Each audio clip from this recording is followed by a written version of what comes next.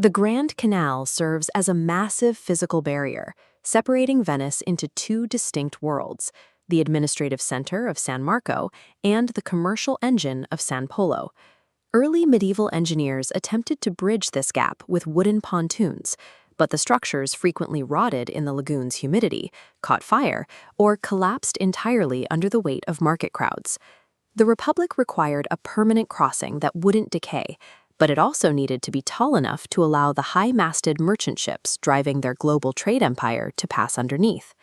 In 1588, architect Antonio da Ponte was commissioned to replace the failing wooden structures.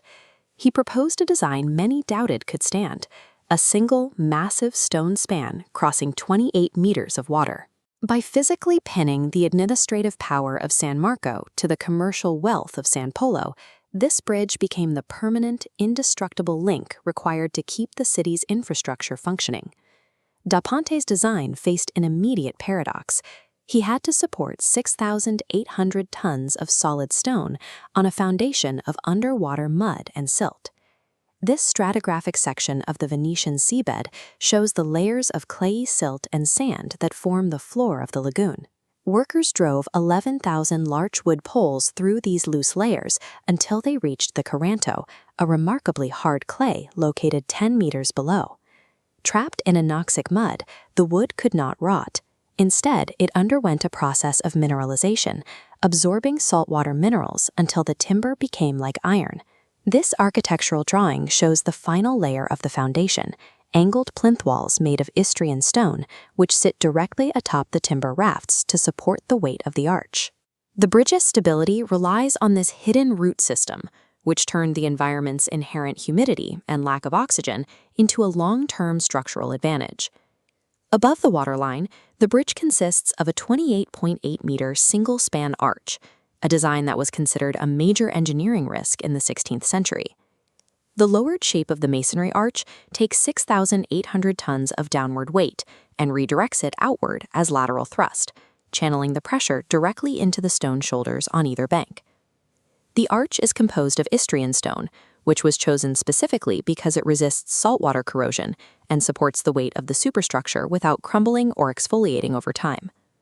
Because the math behind the structure was so advanced for its time, a local legend began to circulate that Da Ponte had made a pact with the devil to ensure the bridge wouldn't collapse.